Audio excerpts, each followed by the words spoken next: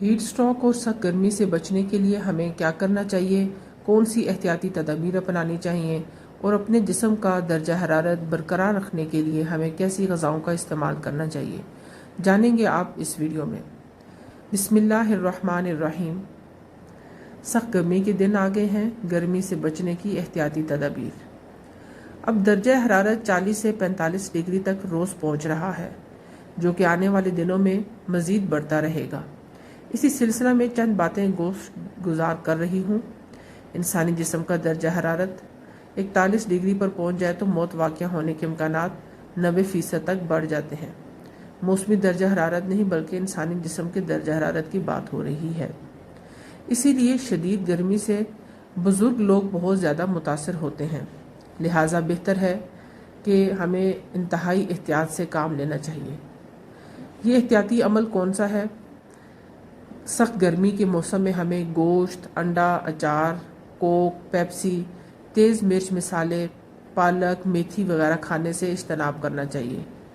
کالا، نیلا، لال، میرون، جامنی اور گہرے رنگ والے کپڑے پہننے سے پرہیز کرنا چاہیے۔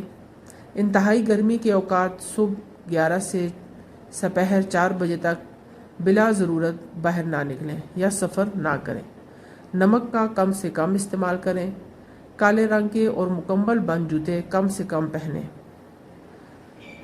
سخت گرمی سے بچنے کے لیے فائدہ مند عمل کون سا ہے؟ کدو، ٹینڈے، اروی، گھی، توری، پیٹھا، مولی، کھیرا، دودھ، دیسی گھی، شربت بزوری، بلنگو اور شربت بادام، پھلوں میں تربوز، کیلا، خوبانی اور خربوزے کا استعمال کریں۔ سفید، گلابی، سبز اور ہلکے رنگ کے کپڑوں کا استعمال کریں۔ گھر سے نکلتے وقت گیلا تولیہ ساتھ ضرور رکھیں۔ ممکن ہو تو سر اور گردن کسی کپڑے سے ضرور ڈھانپیں اور اینک کا بھی استعمال کریں۔ سونف اور الائچی کا قہوہ گرمی کا بہترین توڑ ہے۔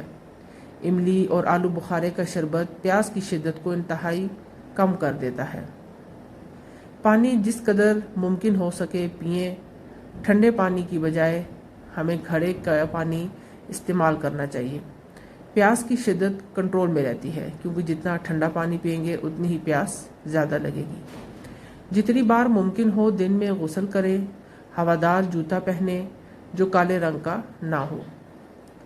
دیر پا فائدہ مند عمل، یعنی جو عمل ہمیں زیادہ دیر تک فائدہ پہنچا سکتا ہے، وہ کیا ہے کہ ہمیں درخت لگانے چاہیے۔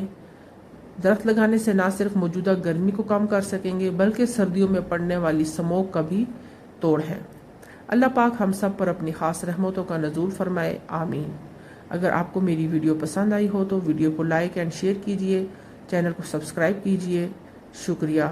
اللہ حافظ۔